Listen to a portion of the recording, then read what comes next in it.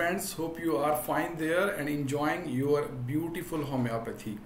My dear friends, आज मैं एक मुख्तसर सी बात आपके साथ करने जा रहा हूँ और ये बात बहुत इम्पॉर्टेंट है। गो कि ये बहुत मुख्तसर होगी लेकिन ये बहुत इम्पॉर्टेंट बात है। Different students, different homeopaths, so many people who want to be a good prescriber in homeopathy, वो ये पूछते हैं कि हमें कौन सा मटेरिया मेडिका जो है वो स्टडी करना चाहिए, किस ऑथर को जो है वो हमें स्टडी करना चाहिए।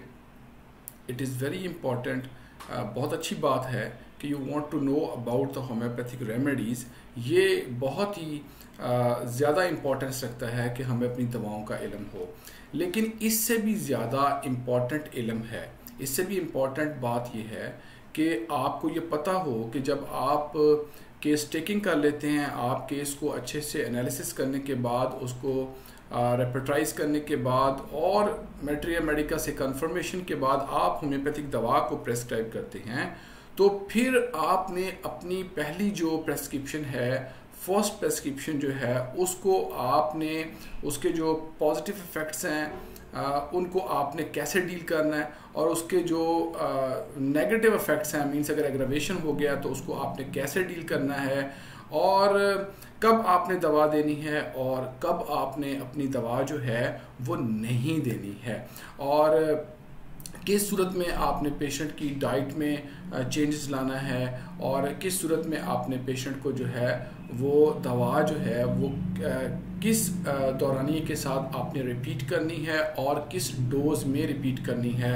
तो ये मेरे अजीज़ दोस्तों बहुत ही इम्पॉर्टेंट चीज़ें हैं जो कि शायद मैं ये समझता हूँ कि वो किसी एक दवा को पढ़ने से भी ज़्यादा इम्पॉर्टेंट हैं।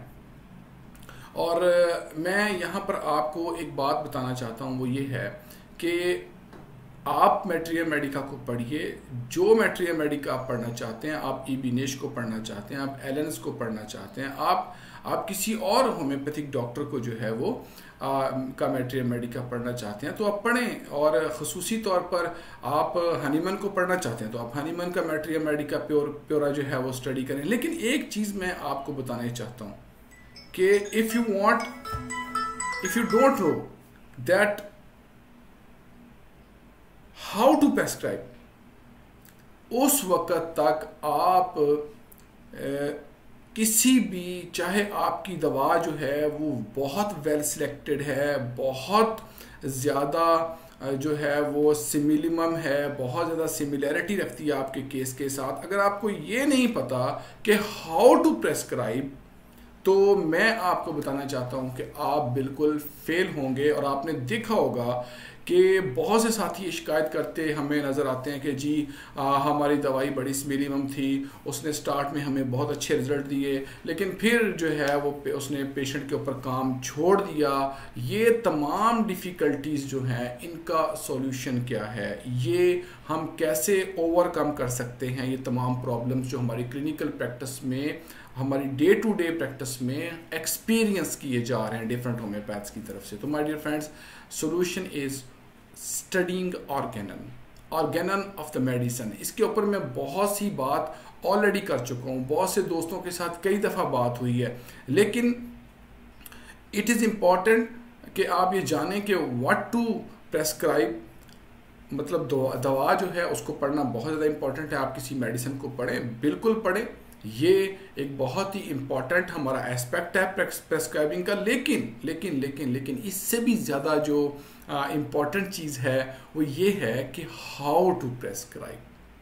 हाँ, जब आप ये जान लेते हो कि हाउ टू प्रेस्क्राइब, तब आपका आपकी जो प्रेस्क्रिप्शन है, तब आपका जो होम्योपैथिक जो आपकी प्रेस्क्राइबिंग है वो आर्टिस्टिक प्रेस्क्राइबिंग होती है। तो माय डियर फ्रेंड्स,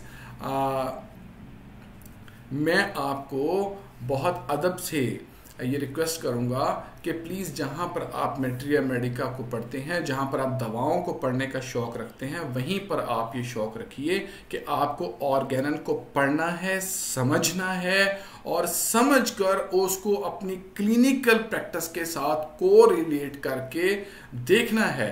और आप देखिएगा कि अगर आप ऑर्गेनन को पढ़ें तो आप देखें कि हनीमन ने क्लासिफिकेशन ऑफ डिजीज उसके अंदर कर दी है, डिजीज़ को क्लासीफाई कर दिया है। तो आप में से और कितने होम्योपैथ हैं जब वो केस लेते हैं तो वो बाकायदा होम्योपैथिक डायग्नोसिस बनाते हैं कि ये डिजीज़ की कौन सी क्लास है अकॉर्डिंग टू हनीमैनियन टीचिंग्स, ठीक है, और हमने इसको किस तरह से डील करना है।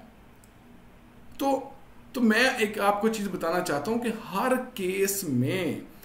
केस में आप होम्योपैथिक दवा को प्रेस्क्राइब करके ही रिजल्ट लें, ये ऐसा भी नहीं है, बल्कि हनीमन ने हमें बताया है कि कहाँ आपको दवाओं को प्रेस्क्राइब करना है और कहाँ आपको बिल्कुल भी दवाओं को प्रेस्क्राइब नहीं करना। ये बहुत वंडरफुल एक आर्ट है जिसको हम नहीं स्टडी कर रहे हैं। तो मैं आप दोस्तों से ये रिक्वेस्ट करूँगा कि please study your Organon on daily basis, it is very important. ये मटेरिया मेडिका पढ़ने से भी ज़्यादा इंपॉर्टेंट है कि आप ये जानें कि जो क्लिनिकल प्रैक्टिस के अंदर, जो डे टू डे प्रैक्टिस के अंदर जो डिफ़िकल्टीज आ रही हैं उनको हम ओवरकम कैसे कर सकते हैं। तो माय डियर फ्रेंड्स, ये छोटी सी बात मैं उम्मीद करता हूँ कि आप इसको जो है वो अच्छे तरीके के साथ अपनी ज़िंदगी में अपनाएंगे कि आपको अब मटेरिया मेडिका के साथ साथ ऑर्गेनन को भी पढ़ना है, ऑर्गेनन को भी स्टडी करना है। सो अपनी दुआओं में डॉक्टर इखलाक रहीम को हमेशा याद रखिएगा और मैं अल्लाह ताला से दुआ करता हूँ कि रब्बे करीम आप तमाम दोस्तों को ढेरों आसानियाँ अता फरमाएँ और ढेरों आसानियाँ तकसीम करने का शरफ नसीब फरमाएँ। अपनी दुआओं में मुझे याद रखिएगा। खुदा हाफिज़।